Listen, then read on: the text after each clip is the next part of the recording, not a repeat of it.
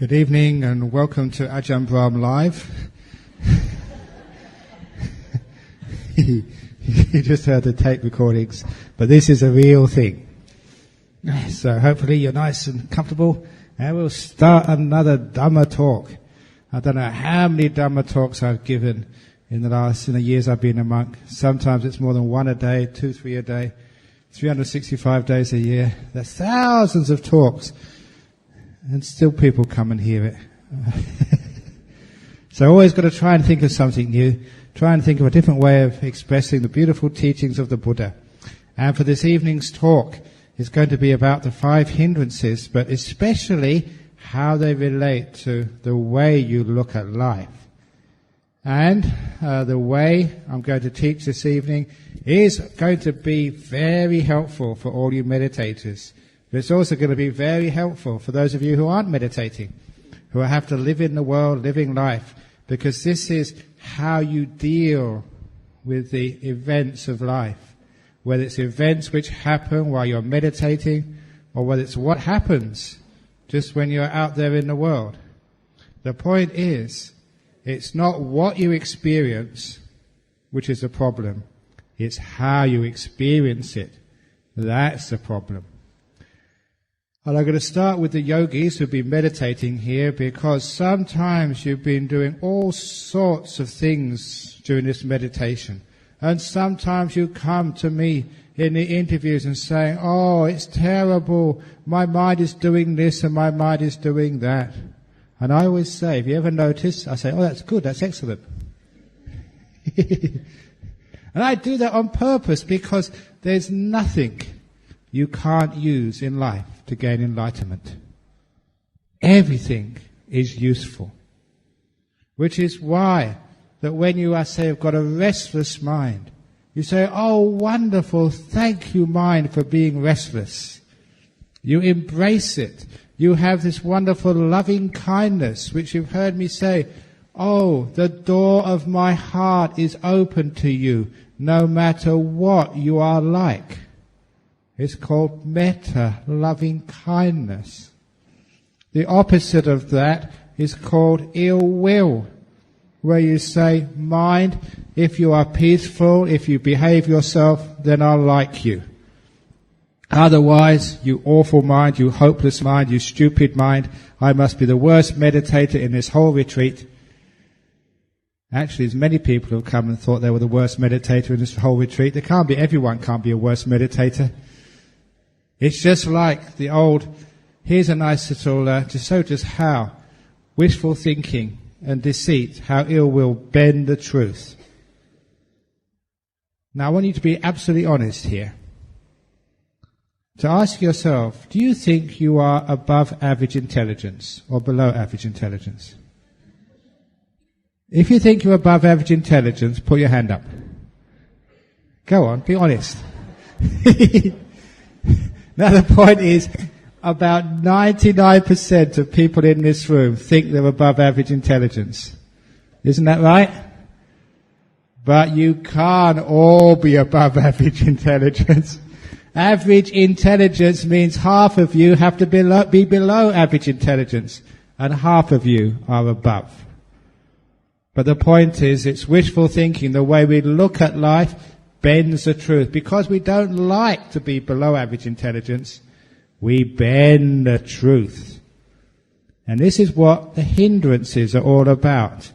It's not what we're seeing, what we're experiencing, what we're knowing is a problem. It's how we are knowing it.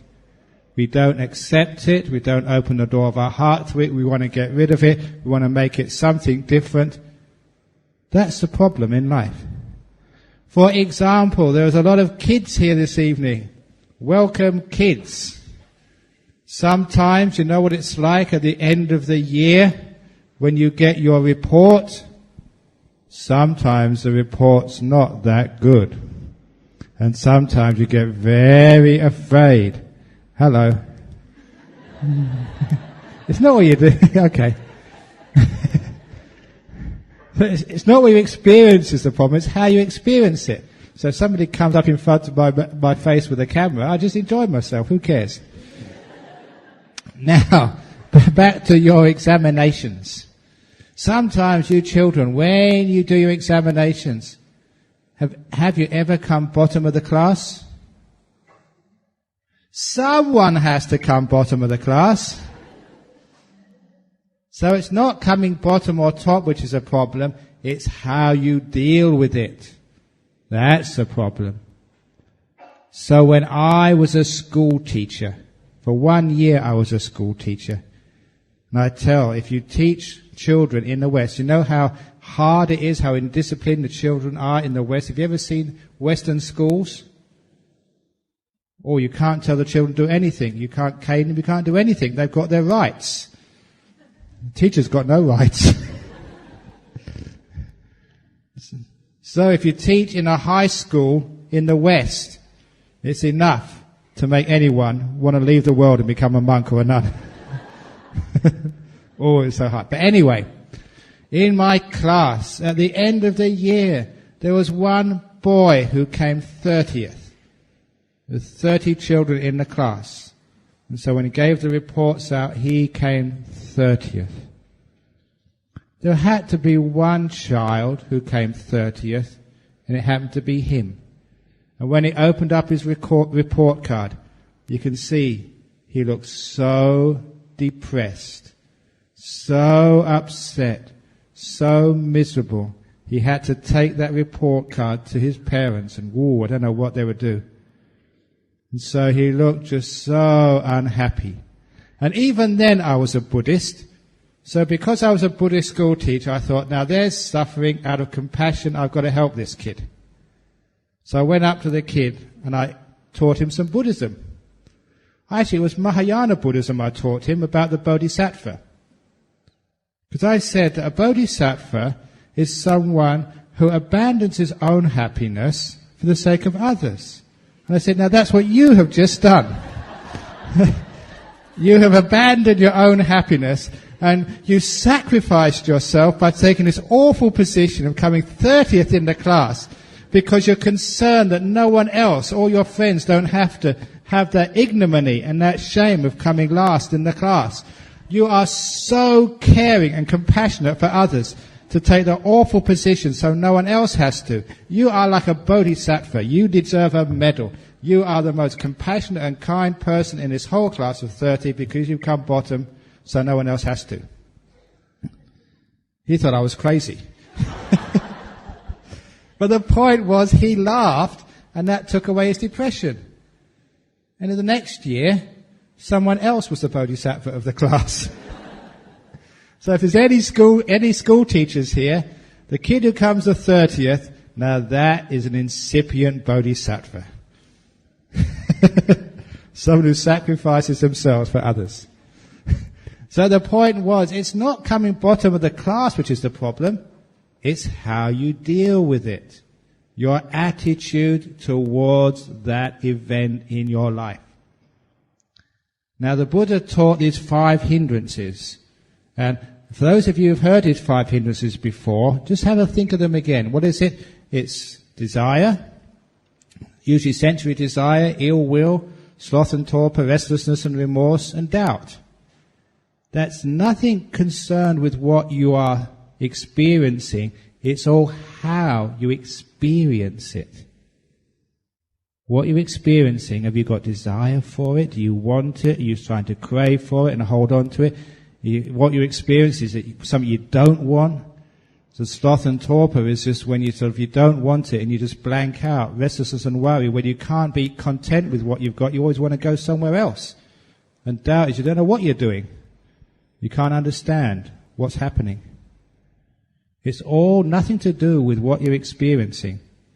It's all to do with how you are experiencing life. That's all. So all of you meditators, it doesn't matter what is going on in your mind right now. What is the content of your consciousness? What's most important is what you're doing about it. It's the same for people in the lay world. For example, if you feel depressed, it's not the depression is the problem. It's actually how you deal with depression. That's the problem. So my advice, if you're depressed, enjoy it. Say, depression, come, more please. Because there's a lot of advantages when you're depressed. You don't have to go to work. You can stay in bed all day. You don't have... So the point being is, the reason why depression gets deeper is because we don't like to be depressed. We have ill will towards depression. A lot of times depression is just tiredness. The poor mind has been working very hard. It's been disappointed in life. It's got no energy. It's got no oomph inside of it. And what do? We get depressed about being depressed. And we get even more tired, more depressed. Which is why that anyone who knows depression knows it's a spiral. You go deeper and deeper, digging your own hole as you try to struggle out. So if someone comes depressed, and they come to me and say, what's wrong with being depressed? It's not against the 5 precepts. I haven't heard the Buddha say, depression where amanisi karpadang sapadhyami. Now when I say that, what happens is because they feel at ease with being depressed, the depression lifts. They're making peace with it. They're not fighting it. They're not adding ill will towards their depression. So they're not feeding it. And then they find that depression lifts. The depression is just part of life. There are some times when things go so out of control and things go wrong. They don't go wrong. Everything goes right in life. All about cause and effect. But we say it goes wrong. What about when you're sick? What do you do when you get sick? When you go to see the doctor, what do you say? You say, there's something wrong with me, doctor. I'm sick. What a silly thing to say. Hands up anyone here who has never been sick. So you have all been sick, or you're deaf, one of the two. You didn't hear the question. You've all been sick. Actually, it would be very strange, it would be very abnormal if you weren't sick from time to time. Isn't that correct? In fact, there'd be something very wrong if you were never sick. So actually, if you get sick, it's right. So the next time you feel sick and you go to see the doctor, please be honest. Please be a Buddhist. Please be wise and tell that doctor, doctor, there's something right with me, I'm sick again.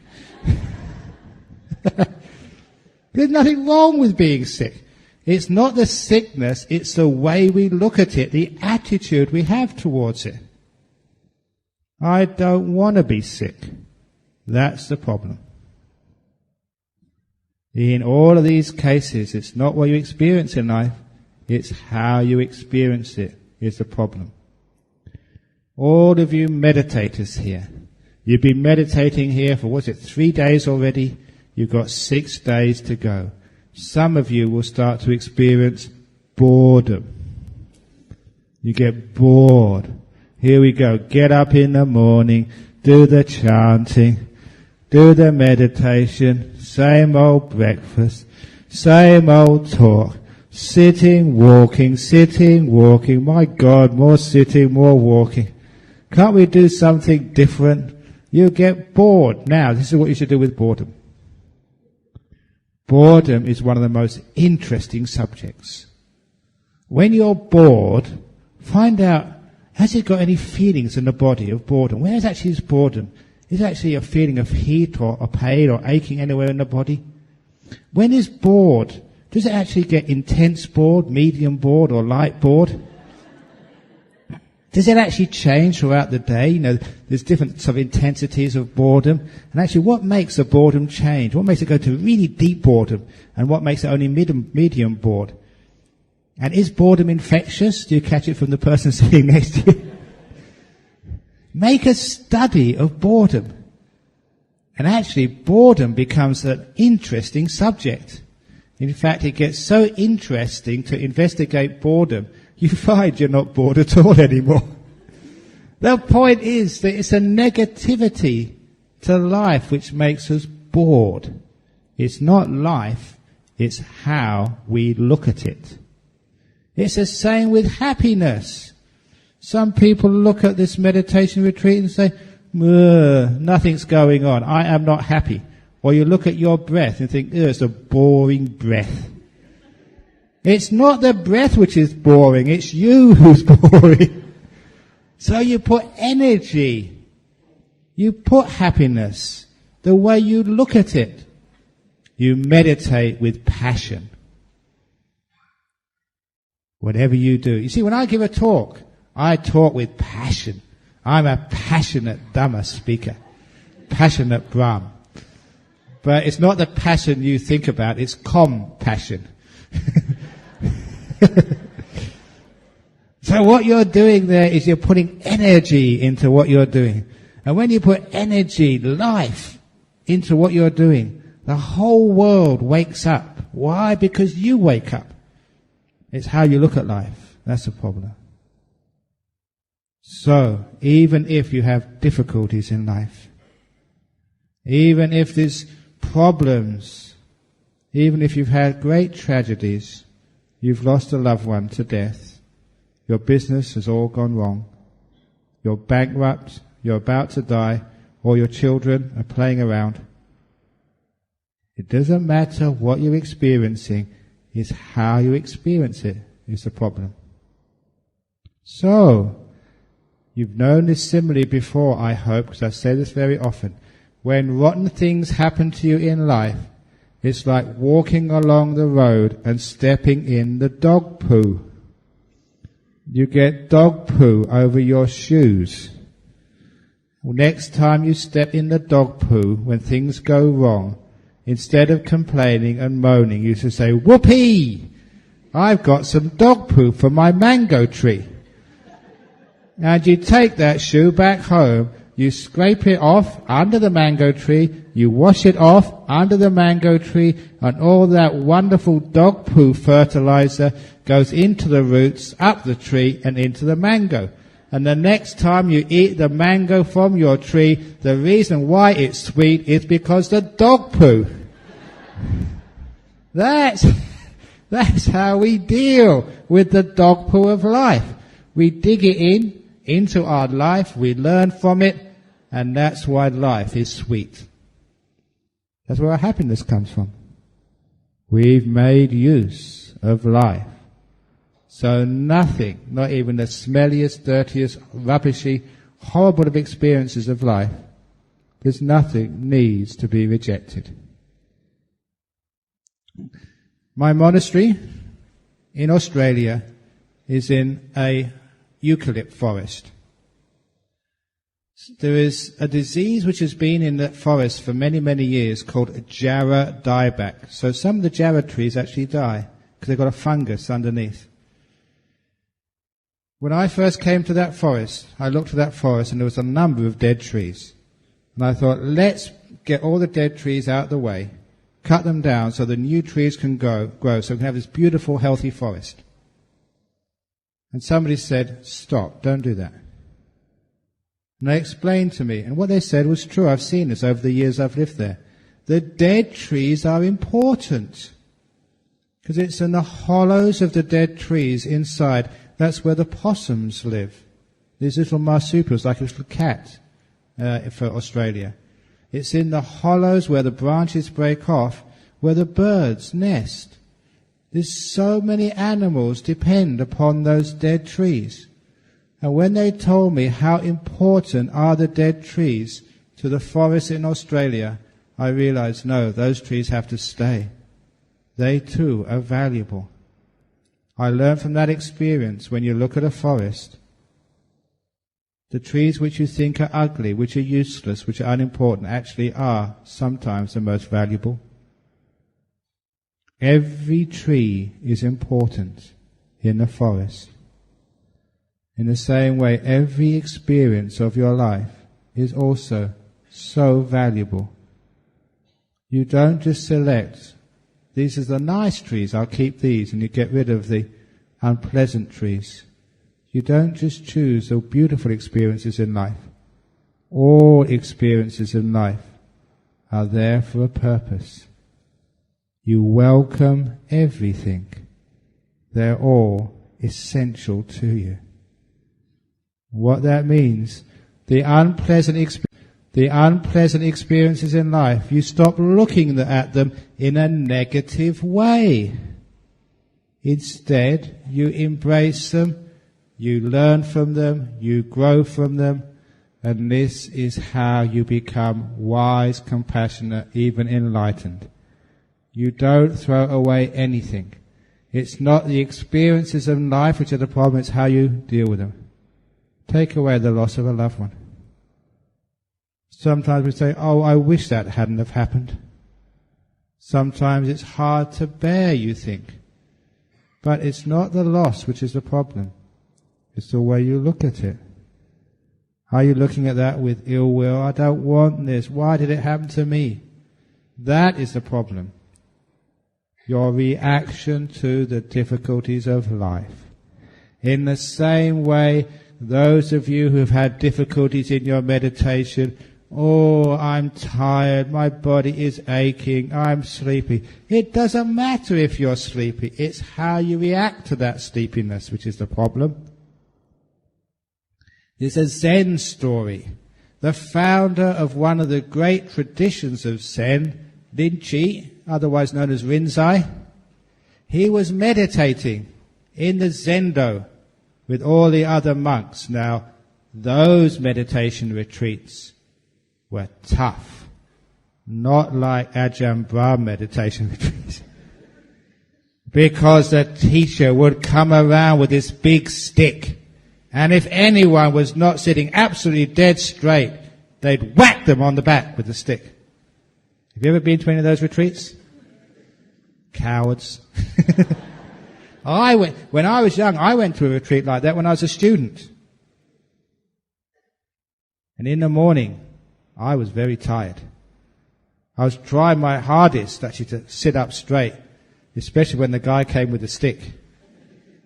But I was very lucky. I had good karma, because I wasn't the most sleepy. There was another guy who beat me just by a little bit. He was the most sleepy, and he was sitting next to me, so he got hit first. And as soon as he got hit and I heard the sound, I was fully awake. It really wakes you up to hearing somebody else being hit. But there was Rinzai, nodding. His head was almost down to the floor. And the master came in. And the monk next to him elbowed him. The master's come in. Straighten up. And Rinzai, he opened one eye. Only one eye. He was very lazy. He opened one eye and said, oh, it's only him. And closed his eye and carried on sleeping. And the master exploded. He scolded and he shouted and he said, all you monks in here, you don't know anything about Buddhism. There's only one good monk in here, that's Rinzai. See, he's letting go. Good on you. He praised the sleeping monk. Just as I do. When you're sleeping, at least you're letting go. You're letting go a bit too much, but at least you're letting go of something. And for those of you sitting in the back haven't heard these stories, it was the monks who let go. It's actually Moggallana, Moggallana, one of the two chief disciples of the Buddha. He was also into sleepiness. When he started meditating, he would nod. And the Buddha came to see him and gave him some advice, but he was the one who got sloth and torpor. And a week later, he was fully enlightened and arahat with all the psychic powers. So if I see anyone here sleepy, I think, you have got great potential.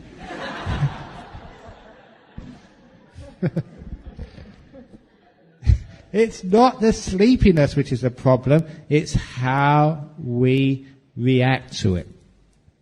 Sometimes you are embarrassed about being sleepy. You are so proud that you wouldn't dare falling asleep and snoring in front of everybody.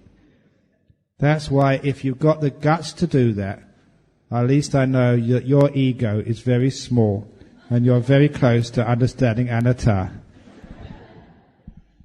But if you're so conceited and proud, you don't want to do that. That's the problem, your conceit, your pride.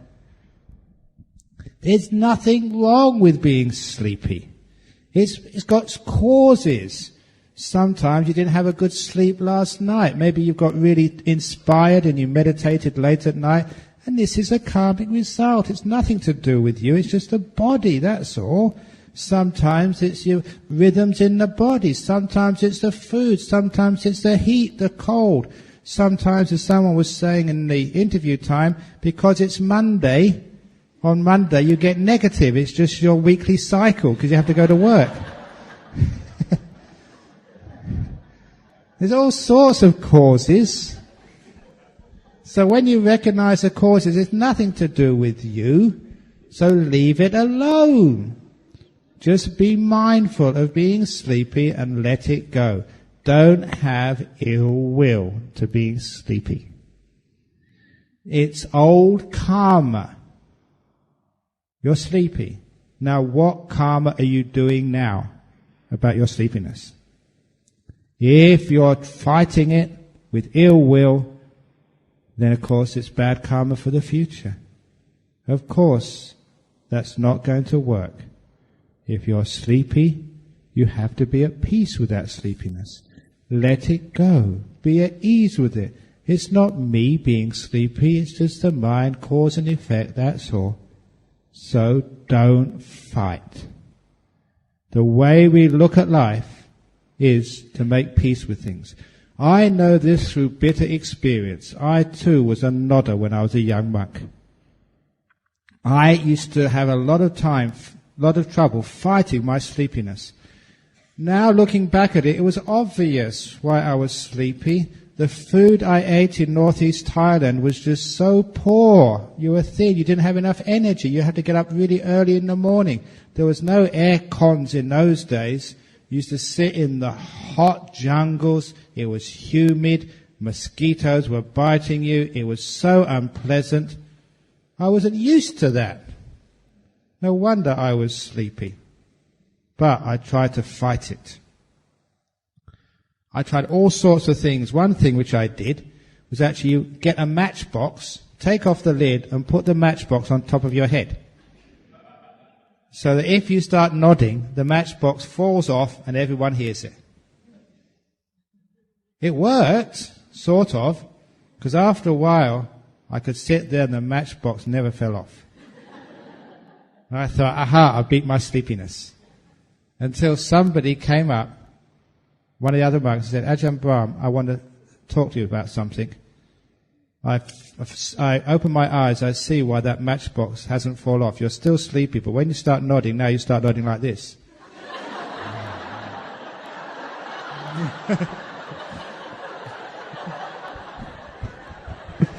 It was true. It's so hard. And when you did fight and you got through the sleepiness, the next thing which happened, you're always restless. And so I was yo-yoing between being sleepy and being restless. You calm down the restless, then you'd be sleepy, then you'd be restless, then you'd be sleepy. I could never find that middle way when you're just so peaceful, alert, but without being restless. And I realized why. After many, many years. And I give this teaching so that you don't have to waste all the time I wasted. You're putting forth so much effort. You're fighting the sleepiness. When you get through the sleepiness, you've got too much energy. You're controlling. You will always have restlessness. If instead you make peace with the sleepiness, you don't fight it, you make peace with it. It doesn't last all that long. When it finishes, you're left with the peace. Not with the fighting, not the ego, not the pride. You're left with this beautiful humility. This is the nature of the body. Leave it alone. It goes all by itself. And when you're left, when the sleepiness is gone, you've got this beautiful peace. You can get into lovely meditations afterwards. That is how to get rid of sleepiness. That's the third or fourth hindrance. Third hindrance. The first hindrance is desire. How many of you are trying to get the nimitta? Desire, desire, desire, desire. How many of you want to get jhanas? How many of you want to get enlightened? There's only a few days to go. You better be quick. No, this is it's called desire. The Buddha called it the hindrance, the first hindrance. Isn't that plain? You shouldn't want anything. Whatever you're experiencing whatever you experience it without any desire in meditation. That's why we say, this is good enough, this is good enough, this is good enough. Means no desire. I used that as a meditation for many years. I just said to myself, no desire, no desire, no desire. Whatever I experienced, that was good enough. I didn't want anything else.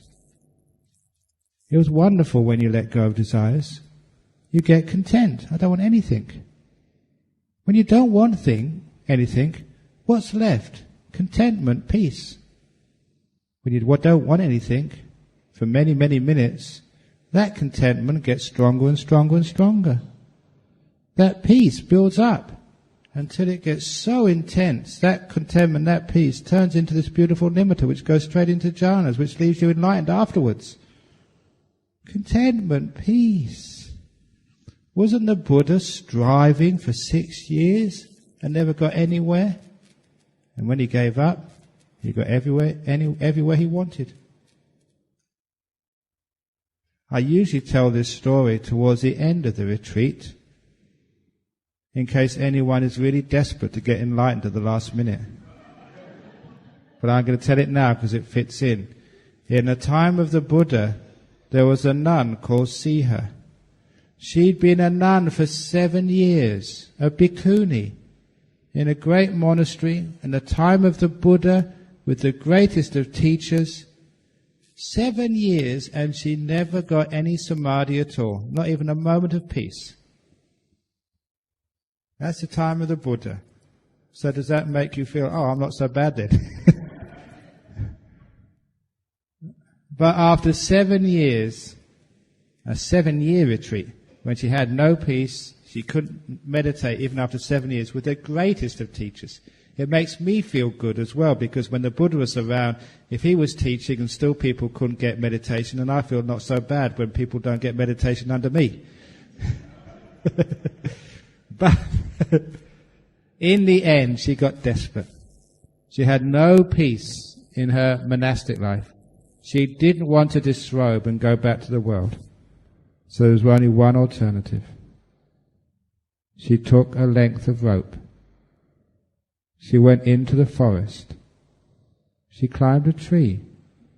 She tied one end of the rope onto the tree, the other around her neck. She was just about to jump off when she became enlightened. That was a close thing. I don't recommend it to you. But the point is, why did that happen? Because when she was about to jump off, she was really letting go. She wasn't trying anymore. She wasn't trying to become peaceful. She gave up. She gave in. She surrendered. She let go. Her ego, herself, disappeared.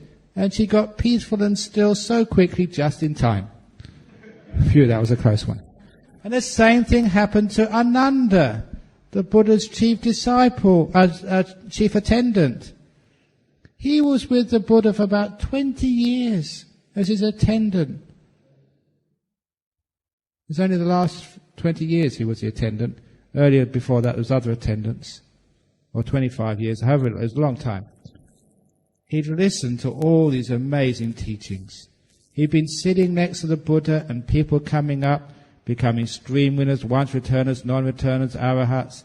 There comes some more people becoming enlightened. Imagine what it was like sitting next to the Buddha for all that time and he hadn't got anything. He'd been a stream winner, but no more than that. And then the Buddha died. And he thought, oh my goodness, if I can't get enlightened when the Buddha's alive, what hope is there for me now? But a few months later, the monks decided to have a council to get all of the best monks together so they can get all the teachings in one place, record them all for posterity. It was called the First Council. So they decided to invite 500 monks.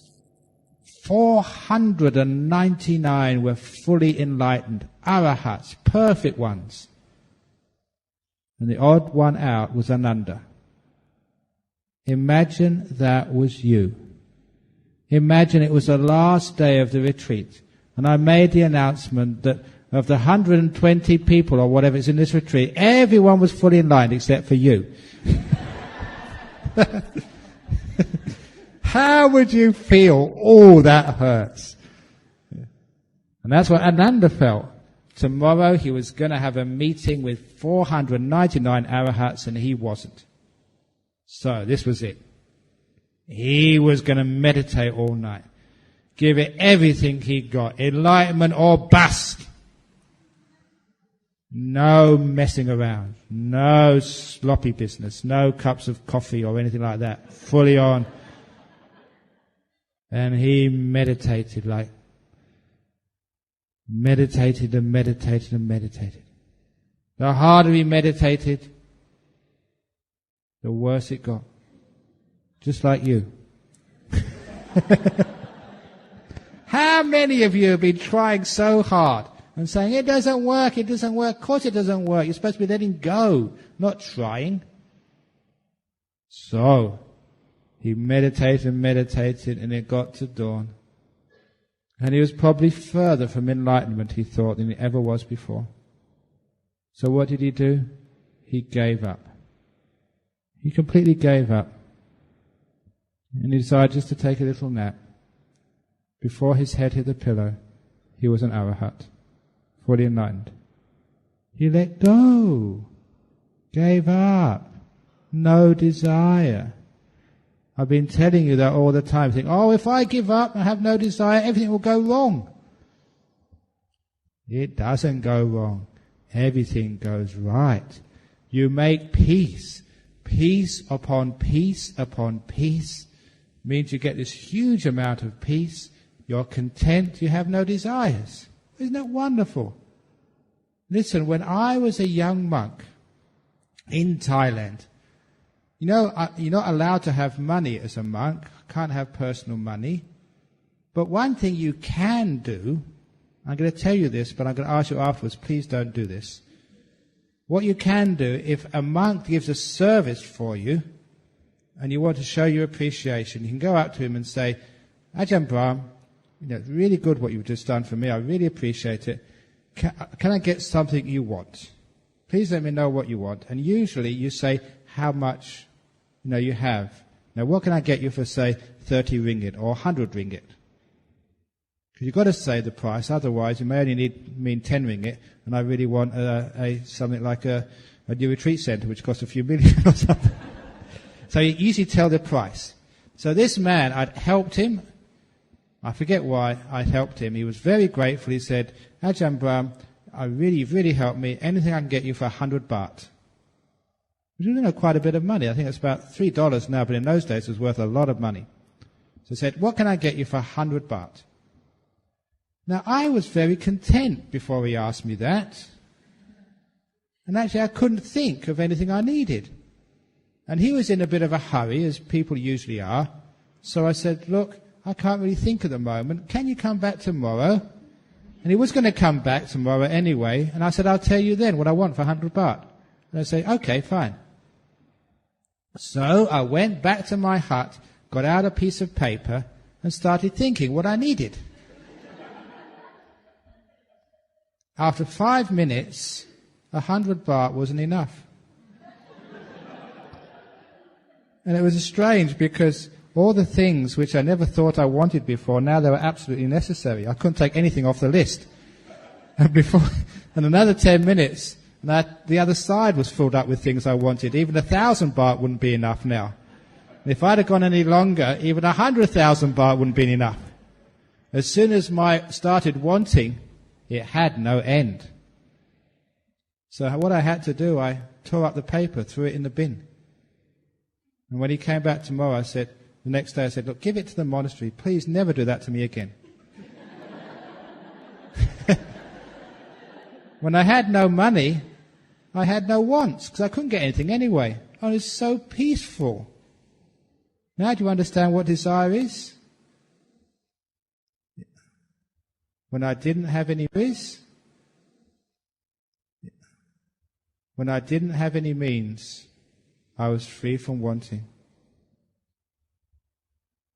I had everything I wanted, which was nothing. Wasn't that wonderful?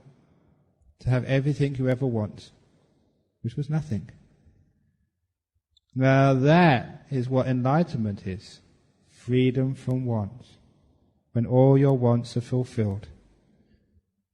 How can you fulfill all your wants? By having no wants.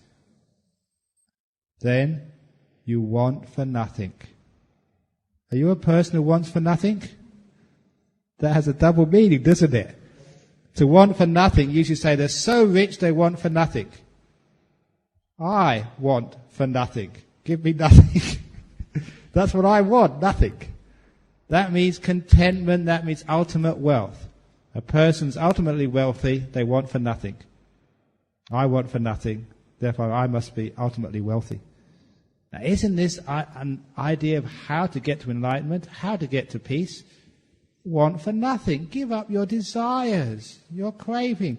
How can you get peace and depth in meditation when you want to get something? I want to be mindful. I want to be peaceful. I want to follow my breath. I want. Suffering.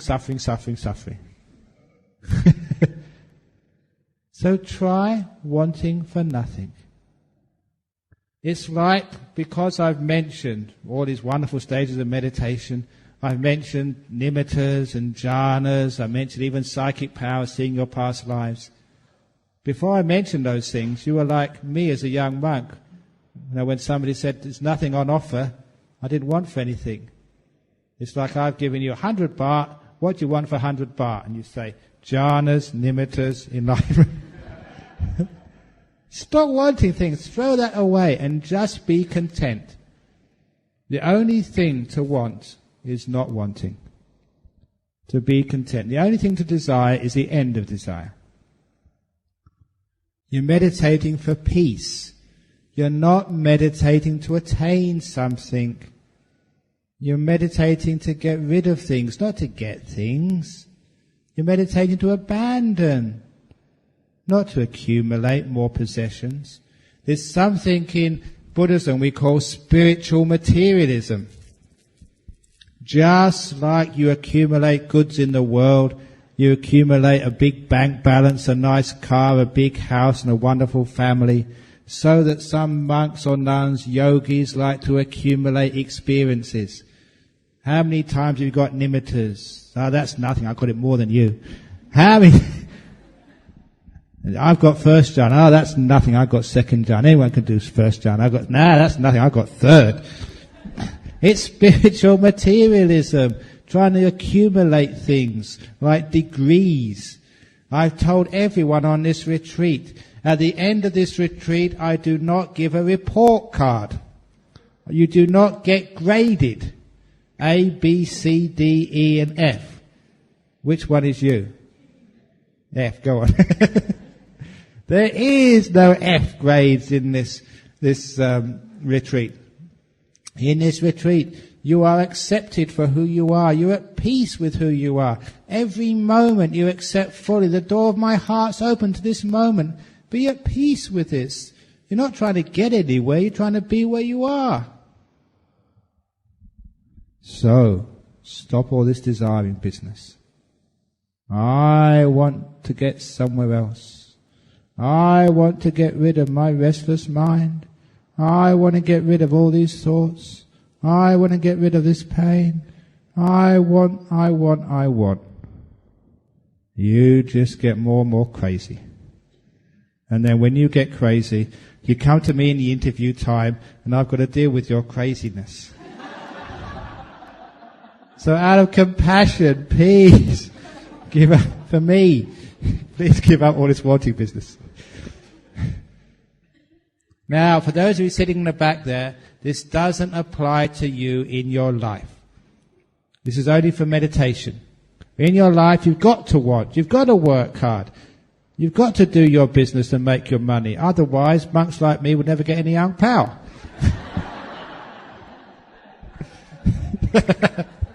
No, I don't mean that. It all goes for the monasteries anyway. I don't get anything. No, you've got to be able to work to do your business. And as I said yesterday, there is a time to want to put to put effort into whatever you're getting. But when it comes to meditation, that's the time to rest, to do nothing, to go in the opposite direction, to go against the stream of craving. It takes courage to do that. Huge trust, faith and courage. But please know that's what the Buddha did. There's a saying that the Buddha, he crossed the stream without striving, he said. It's one of the, I forget where it actually is. One of the monks was talking to me about it before I left. Without going to the left or the right, without going upstream, without going downstream, without bridging the stream, without striving, I crossed it. Very profound. It means when you're still, when you stop, when you let go, when you stop all this craving business, everything falls into place. Peace upon peace upon peace. You become still. You find this meditation is easy. When the penny drops and you get the trick, you can relax so easily.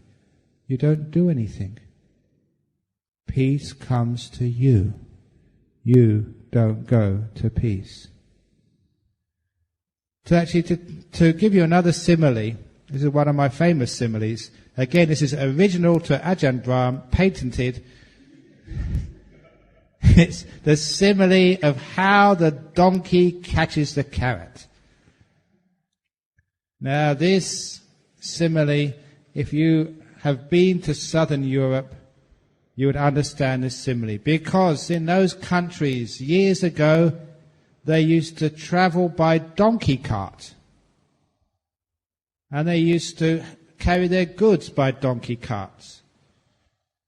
Now, since Buddhism came to southern Europe, you don't see donkey carts anymore. Because when the donkeys learned Buddhism, they learned how to catch the carrots. Because what they used to do, they used to put a stick on the back of the cart or the back of the donkey. The stick protruded about 2 feet in front of the donkey's head. On the end of the stick was a string. On the end of the string was a nice juicy carrot. Because donkeys were notoriously stubborn. If you beat them, shouted at them, they would never move. But if you dangled a carrot in front of them, yeah, they'd move for that. And so they'd see a carrot in front of them, so they'd move forward for the carrot. But of course, because they had a stick tied to their back and the carrot was on the end of the stick, when they moved forward, so did the carrot. And that way, the donkeys followed the carrot, and they pulled the cart, and they could go to the destination where the owner wanted. That's like the donkey carts with a carrot, you understand? Now, when Buddhism went to southern Europe, the donkeys, when they learned Buddhism, that trick never worked anymore. The donkeys learned how to catch the carrot, and now I'm going to teach you how to catch the carrot. What does the Buddhist donkey do? He runs like hell after that carrot. You've already been doing that already. You've done that part. Chasing the carrot as fast as you can. Now, ordinary donkeys can do that. Christian donkeys, Muslim, atheist donkeys, but the Buddhist donkey knows how to stop. So the donkey's going as fast as it possibly can, and then the donkey suddenly stops. Let go. What happens when you stop? That carrot goes further away, which is what happens when you let go. Your mind looks like it's going even more crazy. You get even more sleepy. You think you're getting nowhere. But the Buddhist donkey has faith. Have faith. Come on, please. Let go. Because the carrot goes so far away, and you think you're going absolutely crazy. This is a hopeless retreat. You're not getting anything. That carrot of peace, happiness, wisdom, insight is even further away than it's ever been before. But then a magical thing happens. As long as you don't move, as long as you keep the faith and be still, that carrot starts to come towards you. And it's amazing. You don't have to do anything. You're not chasing the carrot. Now the carrot is chasing you. And it comes to its normal position about 2 feet in front of you. Just your normal state of mind. But this time it's coming towards you. At top speed.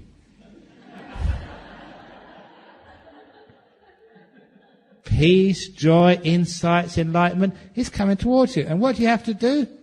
All you have to do when the carrot comes so close is say, "Carrot, the door of my mouth is open to you." Come in. Got it. And then you're enlightened. Easy. So, that's what we mean by letting go. You've been working hard enough already. Now let go. Sure enough, you think when you let go of craving, the mind gets even more crazy.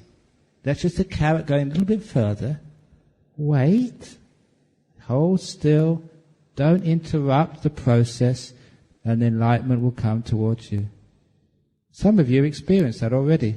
You're sitting here, you let go, it gets crazy for a while, and then it starts to stop. And it gets peaceful. The present moment is easy, the mind is silent. You get beautiful breath, and nimitta comes up so easily. Wham, bam, you're in. That is how you overcome that first hindrance of desire. The second hindrance is our ill will. Of all the hindrances, that is the worst. Because all of you have got so much ill will towards yourself. Sometimes towards me as well. It's very tough being about, when is Ajahn Brahm going to stop? It's okay for him, but not for us. Sometimes you give a talk and it's, come on, it's 9 o'clock. Can't we finish? I want to meditate. I want to go sneak off and go back. When all the lights are on, I can see everybody here who's sneaking off and who's staying here. Sometimes you get ill will. Now the problem with ill will, it doesn't make matters easier. It only makes matters harder. If you have ill will, especially to your mind, stupid mind, come on, watch the breath. If you have ill will towards the mind, what happens? The mind gets even more crazy. I've already said the mind goes on strike. For those of you who've got children, if the child is upset or is not feeling well or is scared, and you put it to bed at night and it can't sleep and you have to go and help your kid go to sleep, what do? Do you look at that child and say, "Get to sleep or else"? Do you grab it by the throat? "I warn you, better go to sleep"? Do you think the child will go to sleep that way? No. You've got to be kind to that child. Dear child, kind child, I'll tell you a little story. Shh. And if you're gentle and you stroke your child, he'll feel so comfortable, he will soon go to sleep. That's how you calm your child. That's how you calm yourself. If you've got a crazy mind, dear mind, shh, calm down. Everything's all right. Ajahn Brahm is here. You're safe.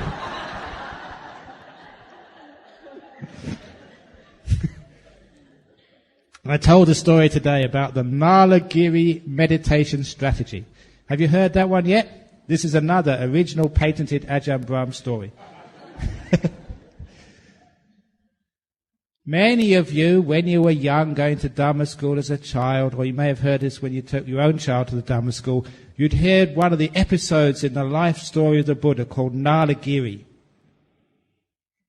What happened, this was one of the assassination attempts against the Buddha.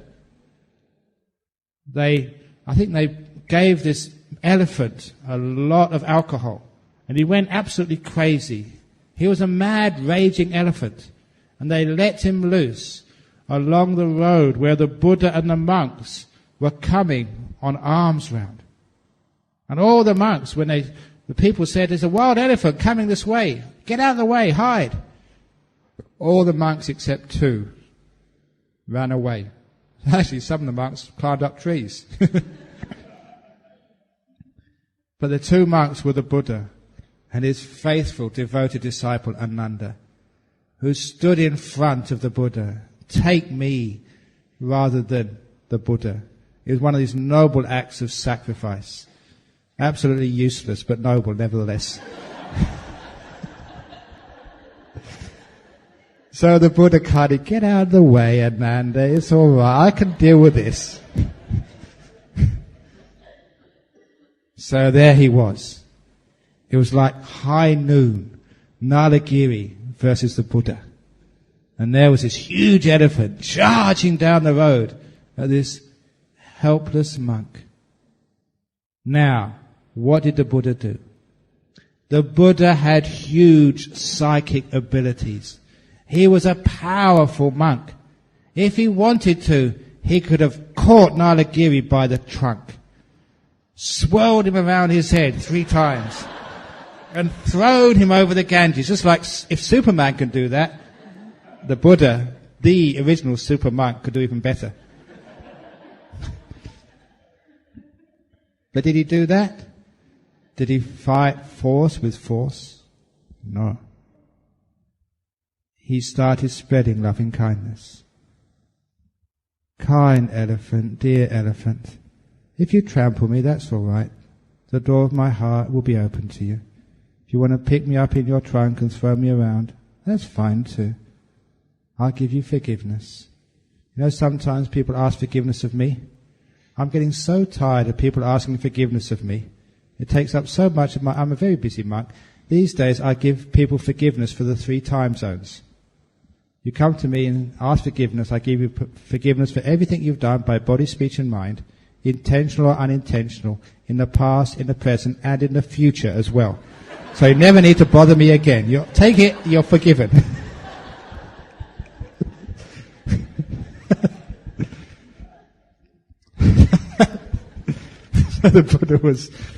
So the Buddha just gave absolute forgiveness, past, present and future. Nalagiri, whatever you do, it's okay.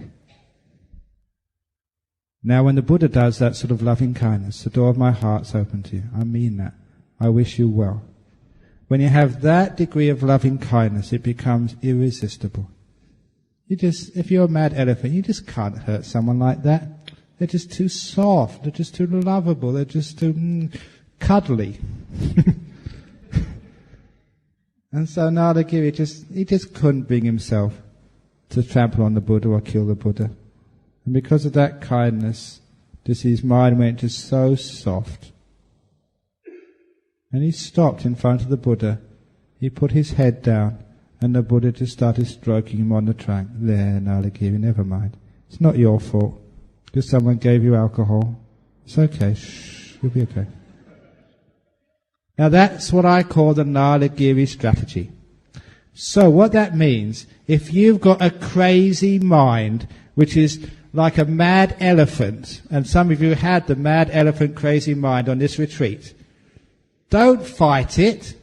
Say, oh, crazy mind, that's okay. You're fine. The door of my heart's open to you, crazy mind. And if the more rampaging your mind is, the more you have to do the Nalagiri strategy. And if you let your mind be crazy like that, after a few seconds your mind is kneeling down in front of you, absolutely subdued, peaceful, kind, even getting close to jhana. There, mind, it's okay. That is how you deal with a crazy mind. With kindness. The more you try and control it, the more energy you give it. So the more mad you are, the more you need kindness. What's wrong with being mad? That too is not part of the 5 precepts. We don't have madness, viramani, sikkhapadang, samadhi. So because of that, you know not to fight with ill will, even restlessness. What happens when the mind is restless? Why is the mind restless? It's because you're not content with what you have, thinking somewhere else would be something nice. It's like sometimes you look for the food which you have at lunch or breakfast. You look at this, maybe not that, maybe have some of that. No, not some of that, some of this. No, not some of this, some of that. You look for what's on somebody else's plate. I'll have some of yours. Restlessness is you're never content with what you have. You always want. Restlessness is you're never content with what you have. You always want something more. So you have enough already. This is good enough. So your little place where you're sitting, this is good enough. If you're content on your little cushion, then you'll find you don't want to move at all. Have you ever said thank you to your cushion for supporting your bottom all these hours? You've been kind to your... No wonder you get sore in the bottom, because your cushion's getting its own back. Because you never said thank you. It's poking up here and poking up there. I'm going to teach that ungrateful meditator. So be kind to your cushion. And then the cushion is kind to you. It's like contentment. Now when you're in your meditation, why is it that the mind moves somewhere else? You're not content to be here. You're always going somewhere else. You know, every so often, in each one of you, jhanas has knocked at the door. But you've been out when it called. And that's why it couldn't come in. You've been going somewhere else. You've never been here with what you're experiencing. That's why it never happened. So you're just content to be here. Okay, if I'm a restless mind, I'm not going to go anywhere else. I'm going to stay here. I'm not going to add restlessness to restlessness. If my mind is only starting present moment awareness, that's all I've got, that's good enough for me. You are someone who is easily satisfied. Those people who want something out of this meditation, who want to sit longer, sit deeper, you will find that that wanting will create restlessness. You always want something more. Where can you ever rest? Is it going to be perfect when you can rest?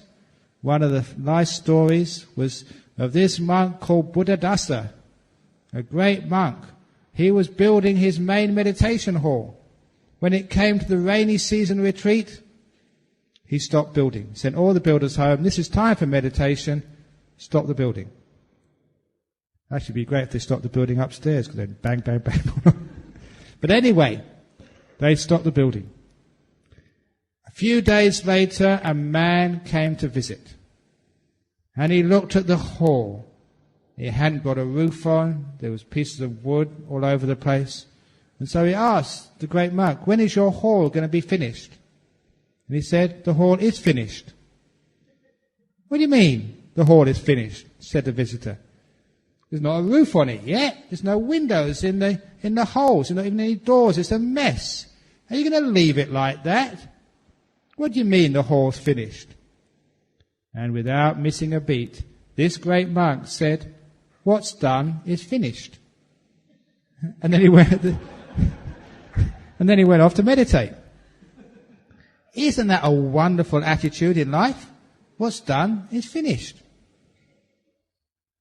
So you don't have to always be doing things. At least some of life can be finished. Unfortunately, though, I told that story many years ago at our temple in Perth on a Friday night. Really, it was just about meditation. The only time you have any peace in life is to say, what's done is finished, and leave it alone to rest. Because really, all your life is never finished, is it? All of your housework, all your women, it's never finished. As soon as you do all the dishes, your husband makes a cup of coffee and dirties another one. As soon as you sweep the ground, your children come in with their dirty shoes and make it filthy again. Your husband, as soon as you paint one wall, another one gets dirty. Your work is never finished in life, is it? Even at work, as soon as you get one project out of the way, your boss gives you another one. Actually, it's usually before you finish the old one, he gives you another one. Usually another two sometimes. But the point is, how can you ever get any peace unless you understand the meaning of what's done is finished? What's done is finished, great, I can have a few minutes rest. However, I told this story on a Friday night, on a Sunday morning, there was a man came to complain to me. He was a Sri Lankan man. He told me, he said, Ajahn Brahm, never tell that story again, especially when there's children in the audience. Because apparently what happened on a Saturday evening, his 16-year-old son was about to go out to a party. And the father, this man, said, son, have you done your homework? Because I told you can't go out to the homework until you can't go out to the party till you've finished your homework. And as the boy was going out of the door, he said, Dad, just as Ajahn Brahm told us last night, what's done is finished. Good night. See you tomorrow.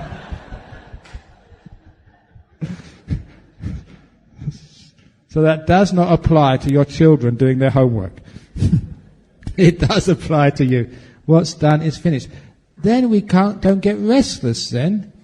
Otherwise, we've always got something to do. When there's something to do, there'll always be doing, and that's the cause of restlessness. So, what's done is finished. You've already completed the task by sitting down on your cushion. Now, relax, let go. Whatever happens is fine by me. You are content whatever comes.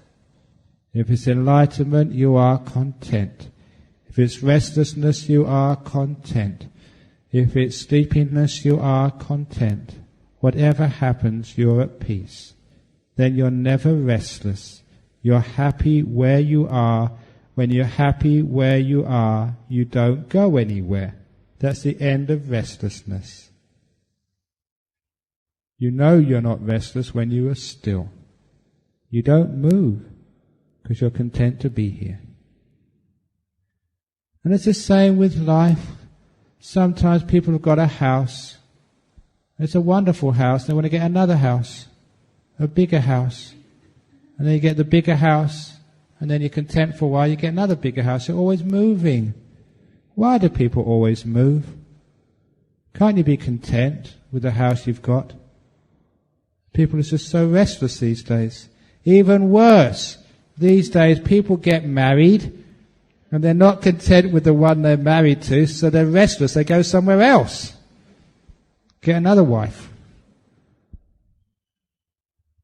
You know, in Thailand, they call mistresses, they call small wives, or rather little wives. They call it Mia Noi, called little wives. And this scallywag man who had a couple of little wives sort of was you're supposed to be a Buddhist. Why are you getting all these mistresses, all these little wives? He said, because the Buddha told us to be content with little.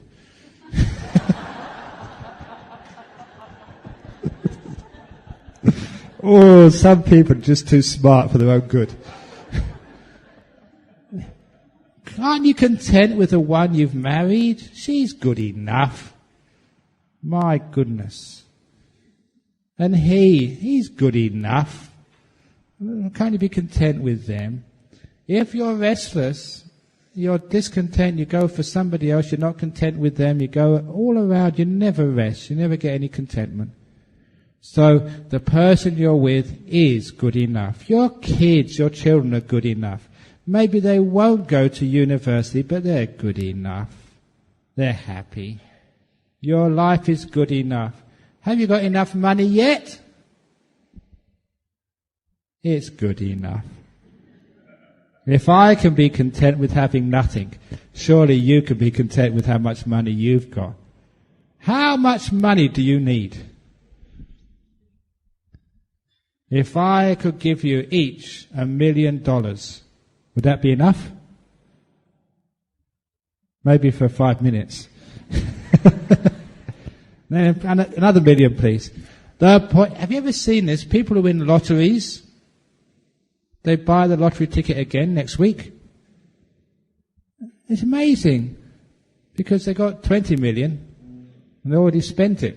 And they want another 20 million. There's never enough when you're restless. When you're restless, there's never any place you can find peace. When you're restless, there's never any person who's good enough for you. When you're restless, you are never good enough for you. It's one of the terrible diseases of life, restlessness. And all it needs to combat it is learning gratitude and appreciation. I look sometimes at my monastery in Australia. I look at all the things which need to be done. Look at all of the renovations, all the maintenance which needs to be done, all the leaves which need to be swept from the floor. And I think, oh my goodness, it's too much work. So I decide to do contentment instead. Instead, I look at all of the buildings which have already been finished. I look at all the maintenance which has been done. I look for all the leaves which have been swept away. And then I'm content. This is good enough. So all of you women, when you go back to your kitchen, don't look for all the dirty dishes in the sink. Look for all the clean dishes which are already... I think they're far more, that's good enough, so you can be content. And then you're not restless, you can rest. It's good enough for now. If you wash them more, then you get dirty again later, so what's the point? So, now this is not being lazy. This is learning how to take a rest, take a break. Have some peace in your life. Otherwise, when are you going to rest in peace? You know, the only people who rest in peace are in the cemetery. And it's a bit late then. So rest in peace now by having some restlessness,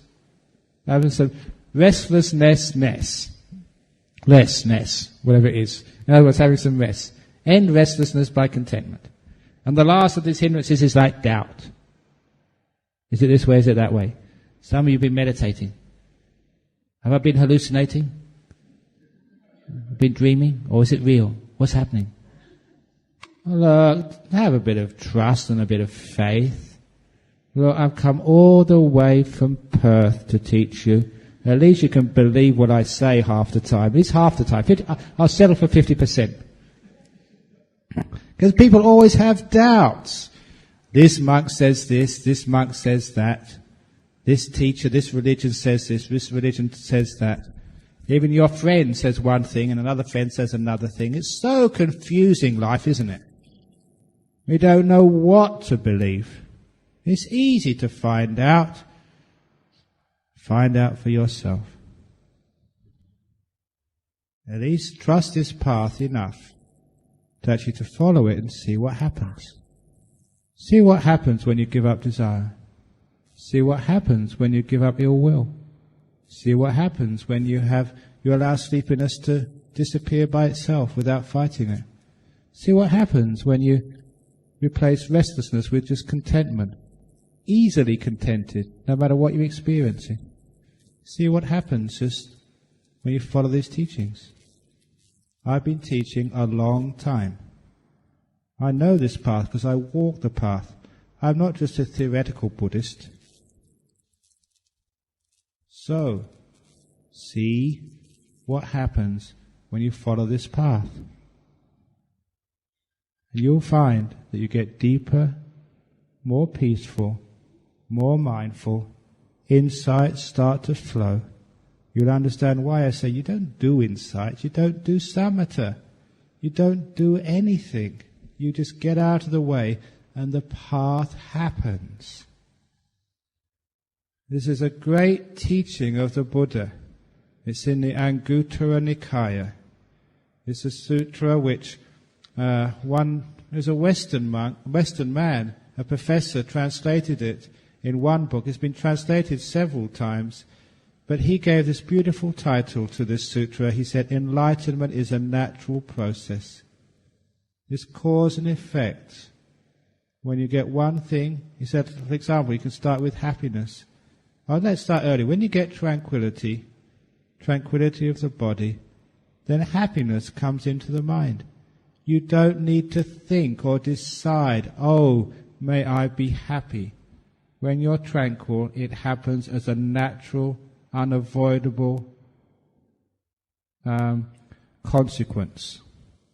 Once you have happiness, sukha, inside the mind, you don't have to think or decide, oh, may I get jhanas.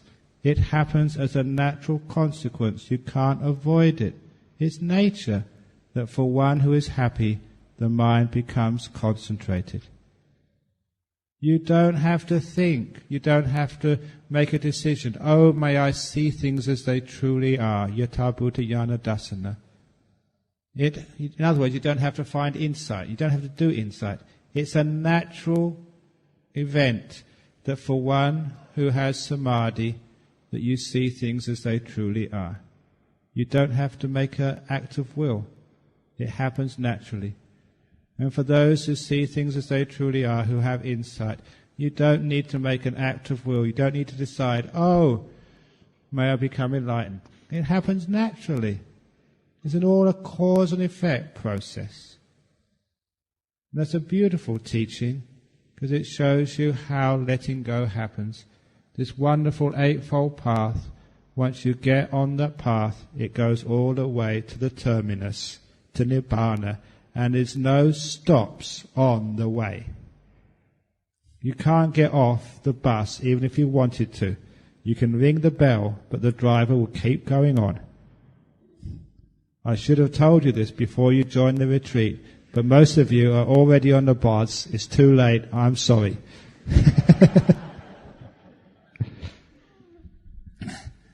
So it's great. It's a natural process. It's nothing to do with you. In fact, the quicker you get out of the way, the sooner you reach the goal.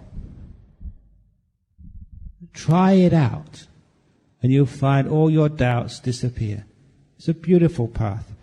I remember my teacher Ajahn Brahm, when I was a young monk, he gave this very profound teaching. And of course, being a young monk, I never understood it for many, many, many years.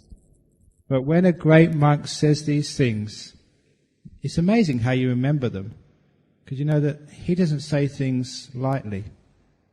He said, when I was first a monk in his monastery, Wat Ba Pong in Thailand, he said, it's becoming a monk is like going into an orchard, a mango orchard, when all the trees have been planted a long time ago.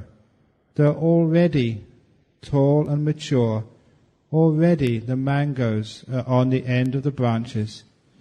All you need to do is sit under the mango tree and wait for the mango to fall. That's what he told us. And I thought, that doesn't make any sense. I've got to strive. I've got to spend hours and hours sitting in meditation. I've got to study. I've got to be mindful. I've got to do this. I've got to do that. Because I never understood what Ajahn Brahm said. And of course, now you understand. The Buddha planted this beautiful mango orchard called the Dhamma.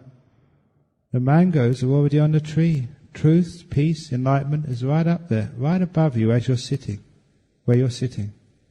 All you need to do is to be still enough, to be peaceful enough, to let go of all these hindrances, and make peace with every moment, and then the mango of enlightenment will fall right into your palm. The orchard has already been planted. The fruit is already on the trees. All you need to do is to be still enough, to be patient enough, and the mangoes will fall. And that's a wonderful place to end this talk. Thank you. Okay, any questions about this evening's talk? Or about anything else?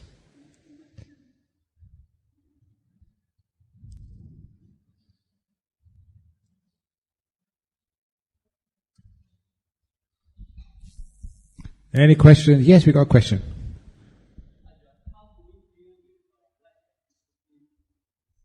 How do you deal with lack of discipline in practice? In the book, The Chinese Art of War, there was a general, I forget exactly what his name was, who had the best discipline in the whole imperial army. And the emperor was intrigued. What is your secret of such tremendous discipline? So he summoned this general and asked him in front of the court, you have got the best discipline in your troops of my whole army. What is your secret? Why do your troops always do what they're told? And without missing a beat, the general said, the reason why my soldiers always do what they're told, why they follow orders, is because I only tell them to do what they want to do. So that's how to get perfect discipline. Only tell yourself to do what you want to do. Then you'll always do it. You understand? No, you don't. Because obviously there must be something more to it than that. Because how can you get soldiers to get up early in the morning? Because obviously there must be something more to it than that. Because how can you get soldiers to get up early in the morning? How can you get soldiers to train so hard? How can you get soldiers to charge into battle knowing that they might be wounded? Actually, they will be wounded and many of them will be killed. How can you get them to do that? Motivation. That general was brilliant at motivating his troops to see the benefits in actually getting up early in the morning. Actually to have like the feeling of pride, if you like, to be strong, to be a good soldier, to have the patriotism, to serve your country, to sacrifice yourself for a bigger cause, whatever it was. He was such a great motivator, they never needed to force his soldiers. They couldn't wait to get up in the morning. They couldn't wait to train. They were just waiting, wanting to get into battle. That's why when he gave them the orders, they were only doing what they really wanted to do.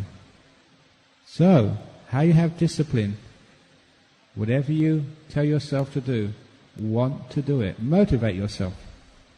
So those of you who are on retreat, we're getting up 5 o'clock tomorrow morning, want to get up in the morning. Think to yourself, 1 extra hour means, look, if you take 1 hour off your sleep every night, then that makes, if you say average 8 hours of sleep and they go down to 7 hours of sleep, that's actually 1/24th of your life extended. In 72 years, say, that's an extra 3 years on your life. And instead of adding it on the end of your life, when it's pretty useless because you're so old you can't enjoy it anyway, you add that time and this part of your life. So 1 hour off your sleep is 3 extra years of life. Isn't that wonderful? So motivate yourself to get up early in the morning. You can catch up on your sleep when you're dead in your coffin.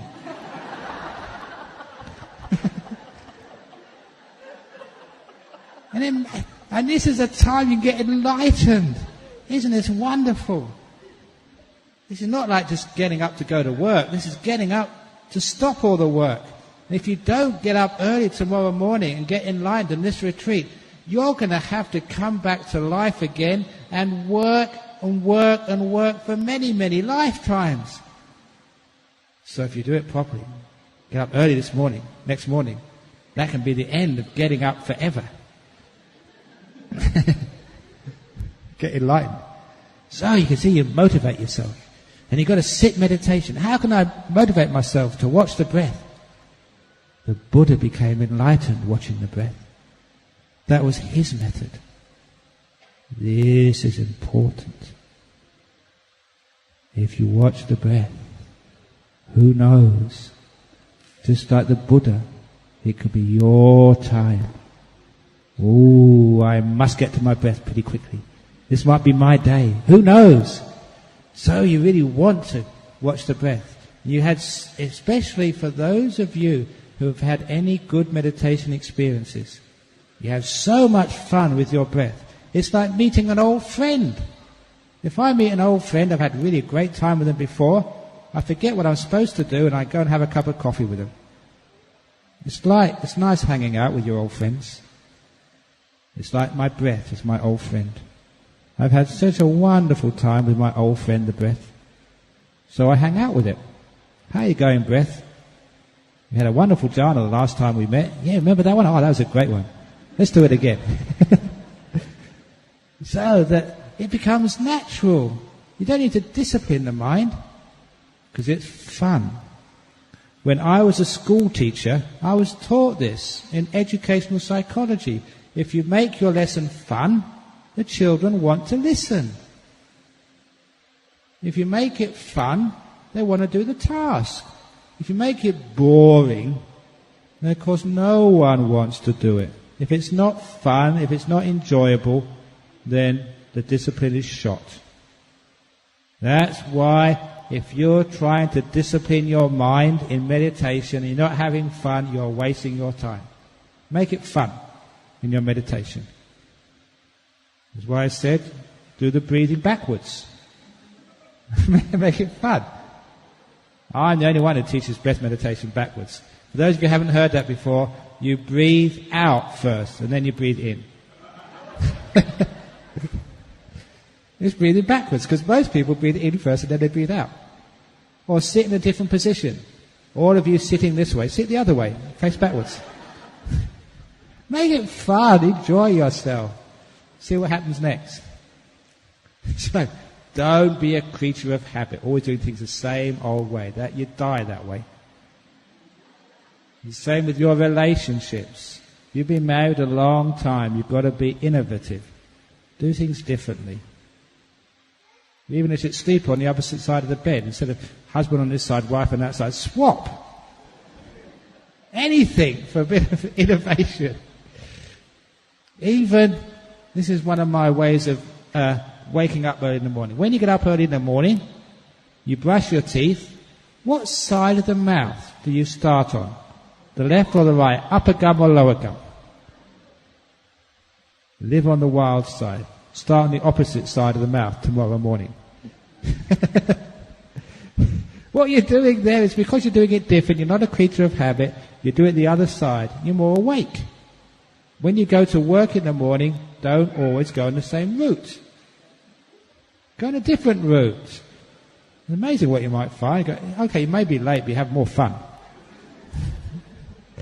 So, don't be a creature of habit. And then life becomes fun, it becomes interesting, and then you don't need discipline anymore. You do it because you want to, because life is fun. You enjoy doing it. You enjoy being a wife, you enjoy being a husband, you enjoy being a monk, you enjoy going to work. Even when you're sick, you enjoy being sick. I enjoy going to the dentist. I do, because those dentist chairs, we haven't got any chairs like that in my monastery.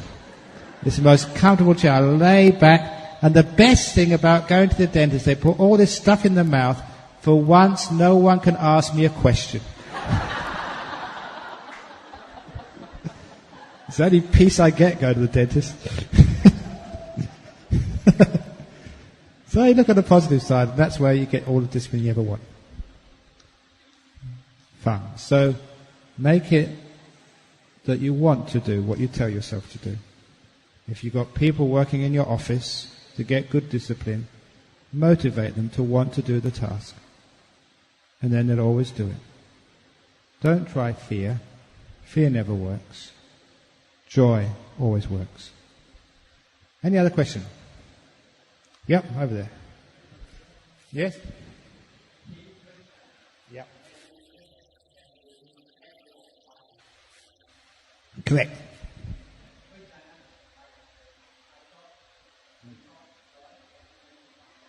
Yep.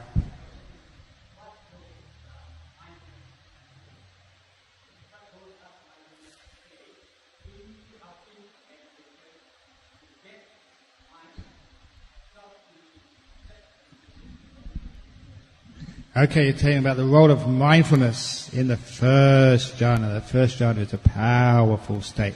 It's not just the 5 hindrances have gone, but it's also the 5 senses have gone as well. You're just left with the mind. The body's disappeared. In the first jhana, you can't hear anything.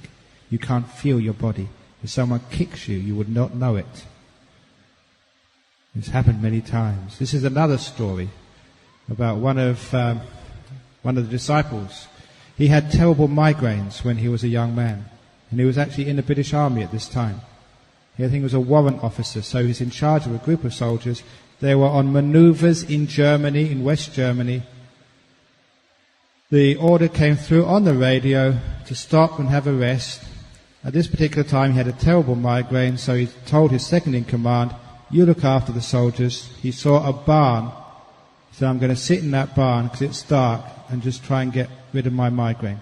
Because if you have migraines, in the dark places you feel much more comfortable. But how he dealt with his migraine was actually going deep inside the pain, as I was telling you before, and he could do it. He went so deep inside the pain he couldn't feel any pain at all. He didn't realize at the time, but he was going into a jhana. Because what happened at this particular time, he said he can't do it now, but he used to do it when he was young. What happened next was the order came through the radio that the orders have been changed, pack up your things, start moving, they've got to go somewhere else.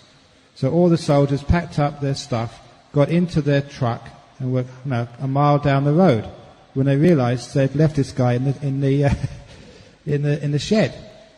So they went back, and he was sitting in the shed, absolutely immobile, and they just lifted him up and dumped him in the truck. And they'd seen him do this before. Now, soldiers aren't the most gentle of people, but he hadn't got any knowledge at all that they were lifting him up and dumping in a truck. When he came out of his meditation, he said, just going inwards. He came out, he went into this state in a barn, he came out in a truck. And he wondered, how the heck did I get in here? And the soldiers explained to him, all that time you couldn't feel a thing. He was perfectly aware, but deep inside, not outside. That's actually what happens with a jhana. What the mindfulness is the mindfulness starts to get powerful and focused. We can have mindfulness about all sorts of things. It's both wide and moving very fast. Mindful of this, then mindful of that, then mindful of something else. Because it's always moving, it doesn't build up power. When it's still, you tend to see more things. What you see, as I was saying this the other day, it's like a photograph developing. Just when you first develop a photograph, the negative, whatever it is, the colours, first of all, are very dim, and then they sort of come out more and more as the colours actually start to manifest on the photographic paper. That's how it works, and that's what mindfulness is like. If you're very still, the information starts to become richer and deeper, and all the detail starts to happen. If you're moving, you just get a blur on the photograph. So when mindfulness becomes still, it becomes powerful, and it goes inside the center of things. So what happens when you are given up the five hindrances? The mindfulness is still. It doesn't desire anything, it doesn't want anything, it's got no ill will, it's neither rejecting nor accepting, it's got no sloth and torpor, it's bright, it's not restless, it's not moving backwards and forwards, and it's certain of what's happening. What happens if those five hindrances are overcome? That mindfulness solidifies and goes in. It goes into time, into the present moment. It goes into the silence. It goes into the body. It goes into the mind. When it goes that far in, the mindfulness becomes superpowered mindfulness. If you know the mindfulness within a jhana, it's incredibly powerful, but still. Those 5 factors of jhana, I'll tell this later on, there's another talk later on about the jhanas. It's one factor of jhana, but just with 5 aspects. What's actually happening there, the one-pointedness, everything is in one place. The other aspect, the vitaka vichara, is a wobble in the experience. The piti sukha is completely together. That is the object. That's what you're experiencing in the jhana. That's what you're mindful of. The mindfulness is of bliss. You're not mindful of the body. You're not mindful of sounds. You're not mindful of the breath. That's all been passed a long time ago. When you come out of those states, you say, what are you experiencing? There's only one word, bliss, ecstasy. That's the object. That's why it's the samadhija piti sukha, the happiness born of samadhi. Is that a question? Okay. Okay, yeah, I've got a thing here. The audience upstairs. Hi, upstairs. I'm waving. I've got television there. If you have a question, you can actually ask a question. Any questions upstairs? No. Can't get one question. Yeah, you're pointing at something. I can see you. Can you see me? I'm waving at you. Can you wave back? Yeah, thanks. Nice to be out there. You've got a question? You can come to the microphone for a question. No? Okay, no one's coming. Is there a question up there? No. Okay, a question from here then, downstairs. Yes. Oh, so did that answer your question about the jhanas? Okay, yes. Your question. Yes, that's me. Yeah, thank you. Is that the question? Okay, very good. I don't wear a dress. Yeah.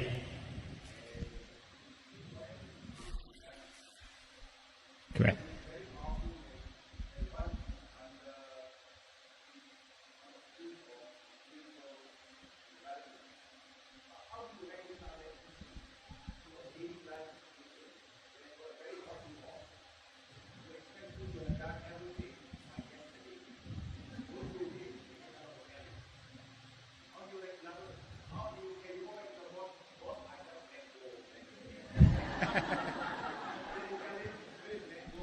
Yeah.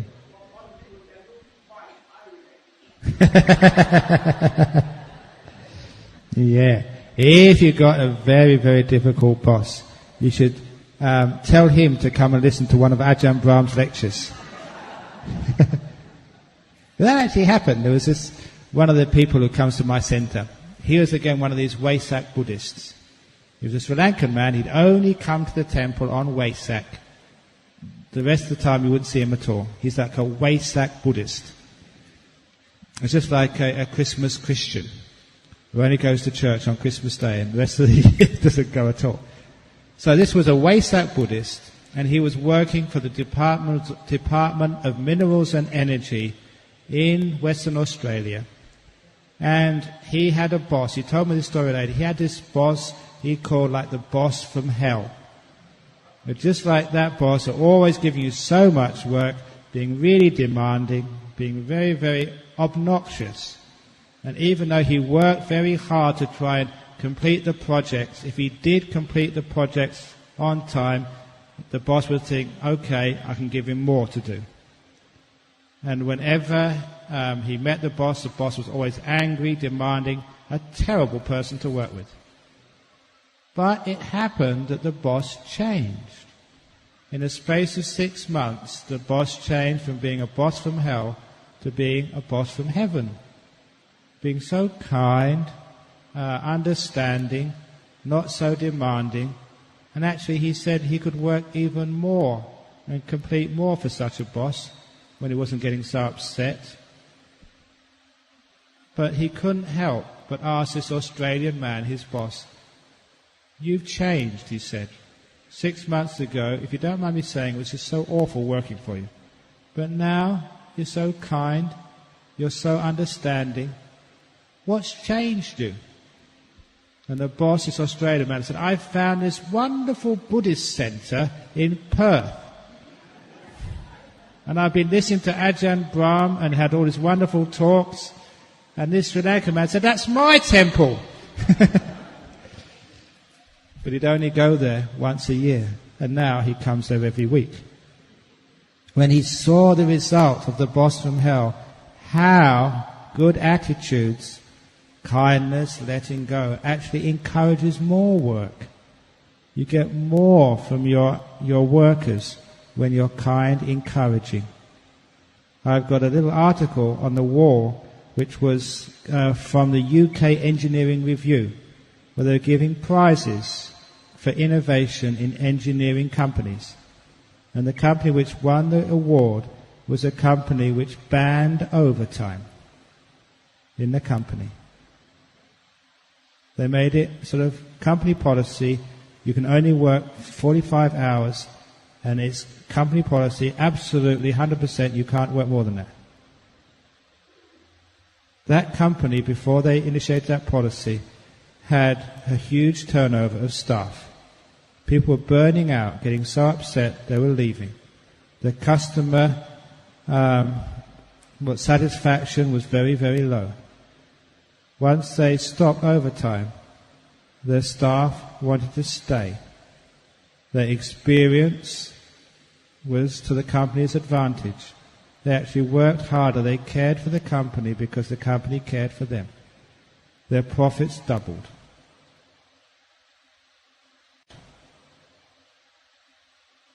Because they banned overtime. They cared.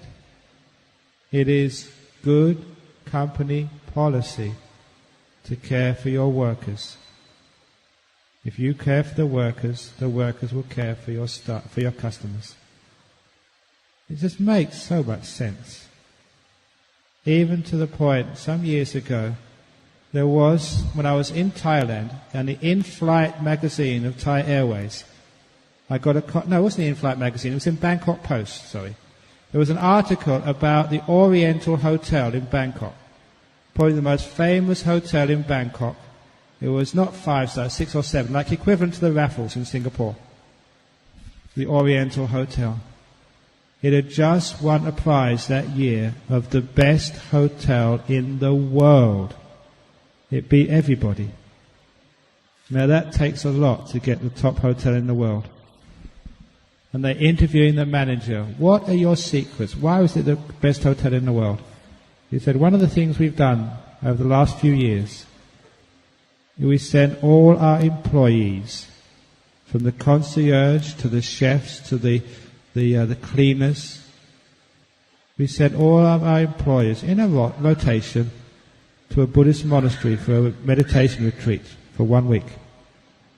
At the company's expense, we don't take this time off their holidays. The Oriental Hotel was sending all of their workers for a meditation retreat. And the interviewer, I think it was a Christian, said, are you trying to evangelize? Are you trying to make all your workers Buddhist? He said, no, it's nothing to do with that. It's just plain good business sense. We're in the hospitality industry.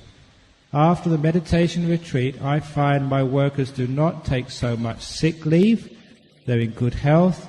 They're more sensitive because of the mindfulness which they develop. They're more sensitive to our clientele. And they have bigger smiles on their face. And that's hospitality. People like coming to our hotel. It's good business sense, he said. And that's why it got the best hotel of the year. So, when you go back to your company, you tell them, you should send everyone to a retreat under Ajahn Brahm at the company's expense every year, and then your company will also get the Company of the Year award. Wouldn't that be great? And they pay you to come as well. That'd be even better. And that was true. So this is actually that if you've got the boss from hell, send him to someone like me, or give them some Dharma tapes. It's not in their interest to do things like that. Any other question? And if you've got, you children, if you've got the mother and father from hell, they always say, do more homework, come on! Then you take them to say, Daddy, Mummy, can we go and see Ajahn Brahm tonight? And then your mummy and daddy from hell will become your mummy and daddy from heaven. And then because you've got such kind parents, you'd actually want to work harder and do more homework. Not because of fear, because of encouragement. Yeah, question, yes. Hi.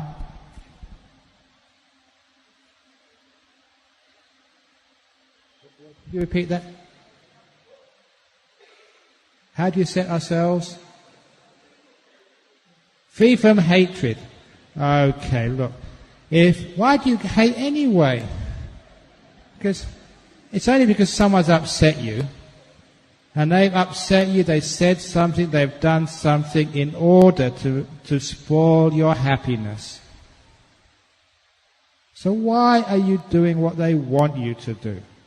They've said this terrible thing or they've done this awful thing to make you upset. And I would never do that. If someone calls me camel face, I'm not going to allow them to spoil my day. Never let anybody control your happiness. They can say whatever they like, they can do whatever they like. I'm going to be happy in spite of what you do or what you say. Your happiness is your concern. If you hate somebody, you've lost the argument. You're a loser. So instead of hating, I just ignore. If, say in your relationship, your partner says these stupid things, sometimes they say those things to wind you up, to get a reaction, a negative reaction. Just ignore those stupid statements. If you ignore them, you don't even get upset, you don't acknowledge them, you don't argue, they call you camel face. I don't hear that. After a while, they'll stop saying it, because they get no reaction. But if they say nice things, oh, you're just a beautiful girl, you're so nice living with you, you're so kind, acknowledge that. Say, oh, thank you so much, give them a hug, give them a kiss, you're so kind too. Because what you acknowledge, you reinforce. What you ignore, you suppress. This is how we actually control others, how we actually help them. Look, there was this one monk years ago who was such an angry monk. I found out later it was because he had migraines. That's actually why he got angry at everybody. And one day he got angry at me. What I was doing, I was washing my bowl after the meal, and I was washing the little spittoon we used to have as well. And he came up to me, and he looked at me, and he said, "Brahmawangso, that's a filthy habit." But worse than that, I'm trying my best to be angry, but I'm not really used to it. "Brahmawangso, that's a filthy habit." And everybody stopped. Because when you have, it's very boring in a monastery. When you have like an argument like this, it's really exciting. So everybody stopped. And of course, my first reaction was to look, what am I doing? I said, I've been doing this for months. Everyone else does the same. Why pick on me? Whenever someone shouts at you like that, the first thing which comes up is self-justification. Why me? This is not fair. But at least I was wise enough to not go down that road. If I'd have stood up and say, "You can't say that to me. Everyone else is doing this. Stop getting angry like this," I'd have just fed his anger. I'd have got angry myself.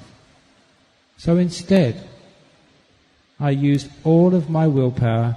I looked him up and I said, "Sorry." And then I turned around, and again I was shaking with actually control. Because I didn't want to do this. I was going against my grain. I should have stood up to him. But what I did was much better. I went to the rag box, picked up the rag, and as I was going to that rag box, I saw all the other monks. They'd stopped washing their bowls. They were watching me. All the eyes were following me to the rag box. Now, is he going to get that rag box and tip it over this monk's head? What's he going to do? And I picked up a rag, and I walked back, and they followed me back. And I started doing exactly what he said, was wiping the spittoon with a rag. And then I looked up at him, and everyone looked at him. He went beet red. He turned around, and he went off. He tried to get me upset. I refused to get upset. And because of that, he never got angry at me ever again. He gets angry at other monks, but I'm one of his best friends. And I was very proud, and it was a very brilliant strategy. He got angry at me to try and embarrass me, to try and hurt me, and I refused to get hurt. Afterwards, he said, getting angry at Ajahn Brahm is like getting angry at a mountain. It's a waste of time. You waste a breath. You just get hoarse. Now, if you can do that, people don't get angry at you anymore. It's a waste of time getting angry at you. And it means you don't hate anybody. When you hate someone, you just got this terrible pain inside. It's burning. It separates you from other people. And one thing you can always notice, the people you hate, other people love them. It's strange. It was strange to me when I was a young man. How can anybody love such a B-A-S, no, you know the rest of the word. But they could. Because when I hate someone, I could only see half of them, or part of them. And other people could see the other part of them, a part you can really love. Everybody who's the object of your hatred, you've got many, many friends who think they're wonderful. So the next time you hate someone, see what the other people see in them, their beautiful part. See their Buddha nature. When you see the Buddha nature in them, then you can forgive them. The first part of forgiveness is to see something in the person you hate which is worthy of forgiveness. If Mr. Bush could see something in Osama bin Laden which was worthy of forgiveness, then there'll be the end of the problem. But sometimes we demonize people and think they're all bad, there's nothing redeeming in them. Now, in Buddhism, everybody has got Buddha nature. Everybody can be forgiven. And it's a much more beautiful world when we have forgiveness rather than hate. So free yourself of hate. If you think that person doesn't deserve to be forgiven, if you think they need to be punished, you do not need to be the punisher. You do not need to be the executioner. The punishment will come by itself. If you're a Christian, God will settle matters. If you're a Muslim, Allah, He will punish. If you're a Buddhist, karma will deal with it. A Hindu, if they've done something bad, they have to suffer because of karma. And if you don't believe in any religion, if you believe in psychology instead, you will know for what they did to you, they will have to go through years of expensive psychotherapy. Whatever, no one gets away with anything. So you don't need to hate somebody. Forgive.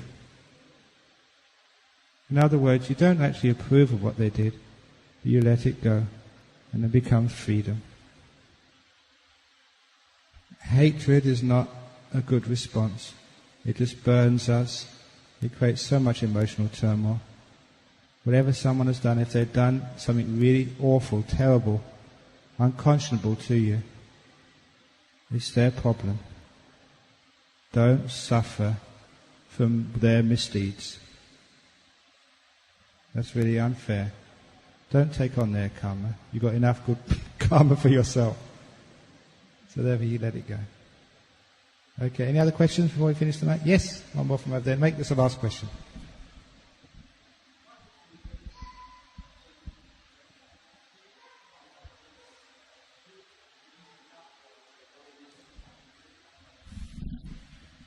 Okay, you're asking what triggers the first jhana, what's the cause? To find out the answer to that, come on, is it Wednesday night? Here we go. That will be answered on Wednesday nights, coming soon. Who knows what's going to happen, so please come then. Just like when I was a kid, you used to go to the movies. You used to have this series of Batman, and at the very end, you didn't know what was going to happen next, so you had to come next week to find out. So, come next Wednesday, and you'll find out what's going to happen when jhanas.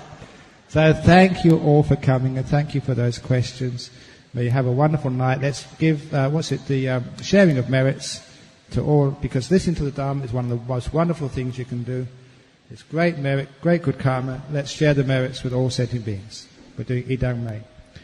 Idam me nyatinang hotu sukhita hontu yatayo.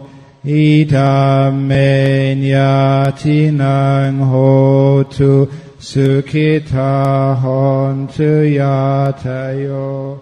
Idam me nyatinang hotu sukhita hontu yatayo. Sadhu, sadhu, sadhu. Okay, the talk tomorrow night is letting go of letting go. That sounds a good one. And Wednesday night is about the jhanas. And Thursday is life is not what it seems. That's interesting. And Friday, no one at home. I don't think I'll be here to give that talk. And the last of all, Saturday the 25th. The end of the journey, enlightenment, will be explained on Saturday the 25th. So please tell all your friends, and even more importantly, tell your enemies, because they need it more than your friends.